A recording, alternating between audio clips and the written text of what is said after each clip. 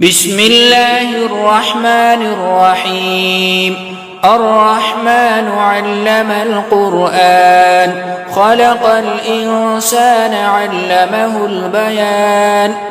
الشمس والقمر بحسبان، والنجم والشجر يسجدان. والسماء رفعها ووضع الميزان ألا تطغوا في الميزان وأقيموا الوزن بالقسط ولا تخسروا الميزان. والأرض وضعها للأنام، فيها فاكهة والنخل ذات الأكمام والحب ذو العصف والريحان. فبأي آلاء ربكما تكذبان؟ خلق الإنسان من صلصال كالفخار، وخلق الجان من مارج من نار. فبأي آلاء ربكما تكذبان؟ رب المشرقين ورب المغربين. فبأي آلاء ربكما تكذبان؟ مرج البحرين يلتقيان بينهما برزخ لا يبغيان. فبأي آلاء ربكما تكذبان؟ يخرج منهما اللؤلؤ والمرجان. فبأي آلاء ربكما تكذبان؟ وله الجوار المنشآت في البحر كالأعلام. فبأي آلاء ربكما تكذبان؟ كل من عليها فان ويبقى وجه ربك ذو الجلال والإكرام. فبأي آلاء ربكما تكذبان؟ يسأله من في السماوات والأرض كل يوم هو في شأن. فبأي آلاء ربكما تكذبان؟ سنفرغ لكم أيها الثقلان. فبأي آلاء ربكما تكذبان؟ يا معشر الجن والإنس إن استطعتم أن تنفذوا من أقطار السماوات والأرض فانفذوا لا تنفذون إلا بسلطان. فبأي آلاء ربكما تكذبان؟ يرسل عليكما شواظ من نار ونحاس فلا تنتصران. فبأي آلاء ربكما تكذبان؟ فإذا انشقت السماء فكانت وردة كالدهان. فبأي آلاء ربكما تكذبان؟ فيومئذ لا يسأل عن ذنبه إنس ولا جان. فبأي آلاء ربكما تكذبان؟ يعرف المجرمون بسيماهم فيؤخذ بالنواصي والأقدام.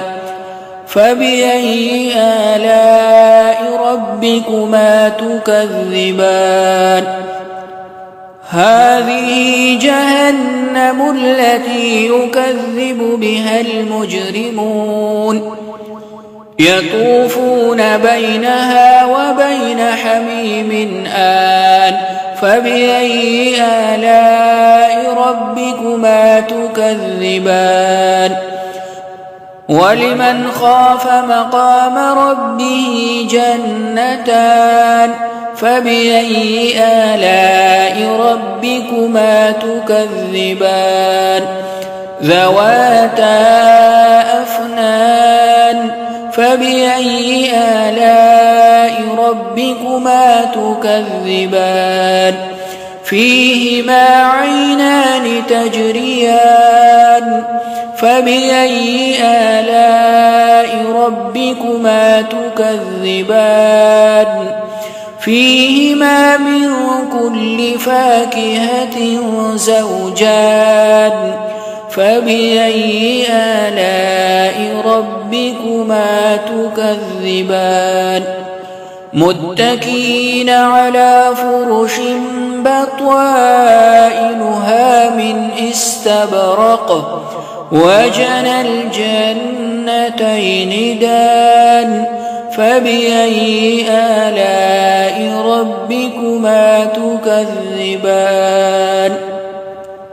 فيهن قاصرات الطرف لم يطمثهن إنس قبلهم ولا جان فبأي آلاء ربكما تكذبان كأنهن الياقوت والمرجان فبأي آلاء ربكما تكذبان هل جزاء الإحسان إلا الإحسان فبأي آلاء ربكما تكذبان ومن دونهما جنتان فبأي آلاء ربكما تكذبان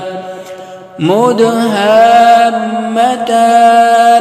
فبأي آلاء ربكما تكذبان فيهما عينان نضاختان فبأي آلاء ربكما تكذبان فيهما فاكهة ونخل ورمان فبأي آلاء ربكما تكذبان فيهن خيرات حسان فبأي آلاء ربكما تكذبان حور مقصورات في الخيام فبأي آلاء ربكما تكذبان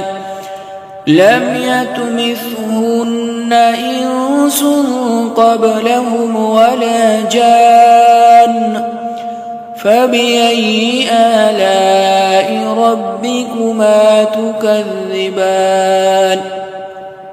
متكئين على رفرف خضر وعبقري حسان فبأي آلاء ربكما تكذبان تبارك اسم ربك ذي الجلال والإكرام